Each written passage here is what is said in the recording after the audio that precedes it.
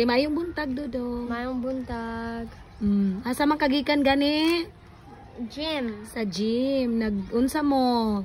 Height og weight. Nagtimbang. Oh. Unsay o? Opo. Kalimot na pug ka. Oh. Unsa ganito? Unsa ganito yung ginatudlo ni tita? Ayaw ang ingon o. Ayaw mag-ingon og o. Unsay dapat iingon? Itubag? Opo. Opo. Oo, opo. Yes po. Po. Oh, di ba? Onya, karon gikan daw sila sa gym kay nagtimbang. So pilay timbang nimo? Akong weight 38.1. Uy, kabugat dai nimo imong height 148. 148, very tall. No?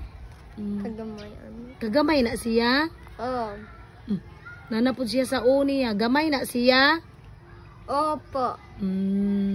Nganong perminti makalimot sa word nga opo instead of o? Ngano? Because ako gihapon ingon o sa akong classmate. Mag-ingon imong mga classmate og o, dili sila mag-ingon og opo. Dili lang magsundog sa ila, always lang si opo, bahalang mag-ingon sila og o. Opo. Okay? Opo. Okay. Bye-bye. Bye.